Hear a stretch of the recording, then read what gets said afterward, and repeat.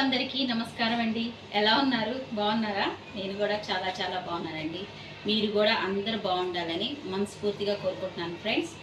ఈరోజు మన lunch special వచ్చి బోటీ కర్రీ. ఎలా చేయాలో దీనికి కావాల్సిన పదార్థాలు చూపించేస్తాను, వచ్చేసేయండి.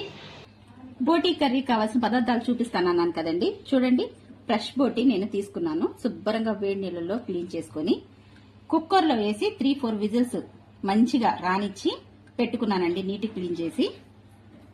తర్వాత ఈ పేస్ట్ వచ్చి కొబ్బరి, గసగసాలు, ధనియాలు, జీలకర్ర, చెక్క, లవంగ మొత్తం కలిపి మిక్సీ కొట్టుకొని పేస్ట్ లాగా చేసి పెట్టుకున్నానండి. మీరు కూడా అలాగే పెట్టుకోండి. ఉల్లిపాయ, పచ్చిమిరపకాయలు పేస్ట్ చేసుకున్నాను. బిర్యానీ స్పైసెస్ అన్నీ వేసుకోవాలండి. స్టారు, మరాఠీ మొగ్గ, మిరియాలు, అలాగే ఫ్లవరు, అల్లం చిన్నులపాయ పేస్ట్, కరివేపాకు, మంచిగా ఫ్రెష్గా ఉండే కొత్తిమీర. ఎలా చేయాలో ప్రాసెస్లోకి వెళ్ళిపోదాం. ఆయిల్ పోసుకొని ఆయిల్ హీట్ అయిన దాకా ఉంచుకోవాలండి. ఉల్లిపాయ పచ్చిమిరకాయ పేస్ట్ వేసేసుకుందాం ఫ్రెండ్స్.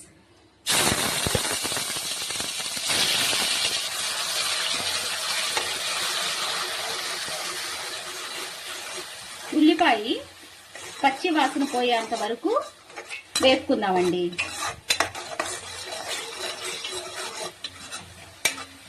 ఇందాక బిర్యానీ స్పైసెస్ పెట్టుకున్నాం కదా, ఇవి కూడా వేసేసుకుందాం.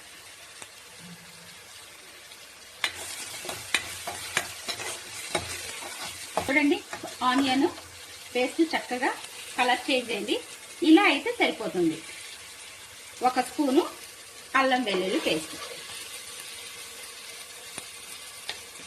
అల్లం వెల్లుల్లి పేస్ట్ కూడా పచ్చి వాసన పోయేంత వరకు వేపుకుందామండి. ఇందాక తీసి పెట్టుకున్నాం కదండి కరివేపాకు, ఫ్రెష్ది వేసేసుకున్నాం.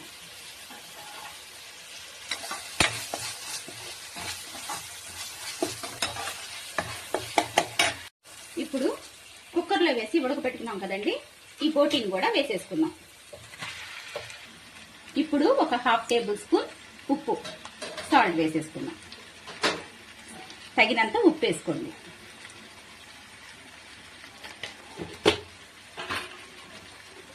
అలాగే ఒక 1/2 టేబుల్ స్పూన్ పసుపు.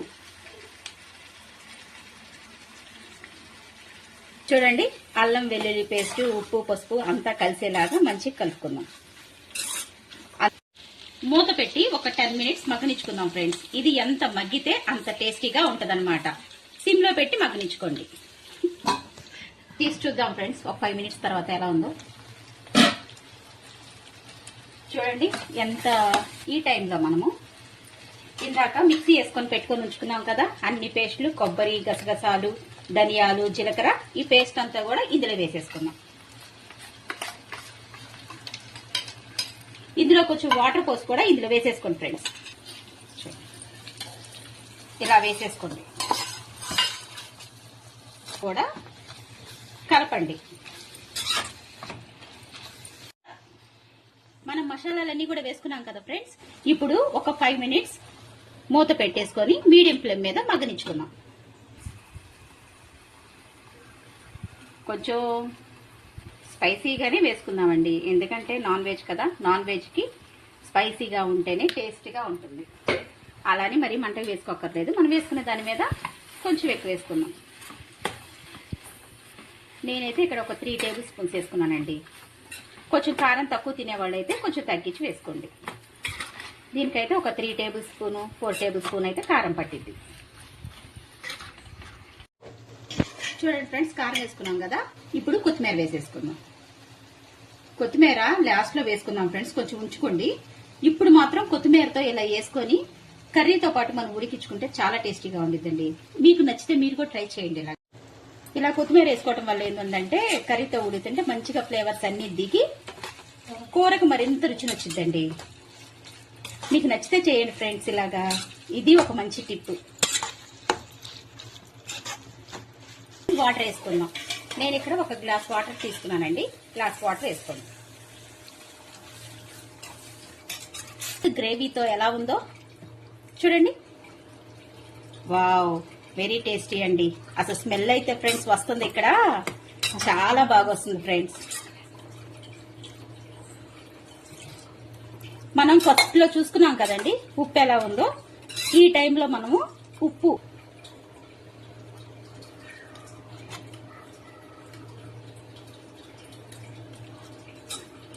నాకైతే సరిపోయింది ఫ్రెండ్స్, వేసుకోక్కర్లేదు, మంచిగా సరిపోయింది. ఇప్పుడు మనం ఈ గ్లాస్ వాటర్ పోసుకున్నాం కదండి, ఇప్పుడు దీన్ని కూడా ఒక 5 మినిట్స్ ఉడకనించుకుందాం. 5 మినిట్స్ తర్వాత ఎలా ఉందో చూద్దాం ఫ్రెండ్స్, ఎలా ఉందో.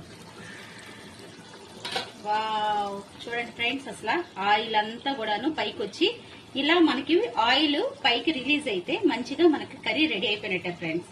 ఒక 1/2 టేబుల్ స్పూన్ వచ్చి గరం మసాలా వేసుకుందామండి. మటన్ ఉంది కదా, మటన్ది గరం మసాలా వేసుకున్నాం కదా ఫ్రెండ్స్. కొత్తిమీర కర్రీ ఉడికేటప్పుడు ఇప్పుడు వీలైనంత వరకు కొంచెం వేసుకోండి. ఒకసారి కలుపుకుందాం ఫ్రెండ్స్, ఎందుకంటే గరం మసాలా వేసుకున్నాం కదా, ఆ గరం మసాలా కూడా ఈ కర్రీ అంతా కూడా పట్టేటట్టుగా ఒక్కసారి కలుపుకొని మూత పెట్టి మగ్గనించుకుందాం. ఎలా ఉందో మన కర్రీ. వావ్, అబ్బాబ్బా ఎంత బాగుందో ఫ్రెండ్స్, చూడండి ఎంత థిక్ గ్రేవీతో ఎలా మంచి కర్రీ మనకి రెడీ అయిందో. వేడి అన్నంలో మంచిగా సర్వ్ చేసుకుంటే సూపర్గా ఉంటుంది ఫ్రెండ్స్. ఇంకా స్టవ్ ఆఫ్ చేసేసుకుందాం. అంతే ఫ్రెండ్స్, ఎంతో ఈజీగా తక్కువ ఇంగ్రీడియంట్స్ వేసుకొని ఎంతో టేస్టీగా మనం కర్రీ రెడీ చేసుకోవచ్చు. మీకు కనుక నా వీడియోస్ కనుక నచ్చితే లైక్ చేయండి, షేర్ చేయండి, సబ్స్క్రైబ్ చేసుకోండి ఫ్రెండ్స్. మళ్ళీ మరొక వీడియోలో కలుద్దాం.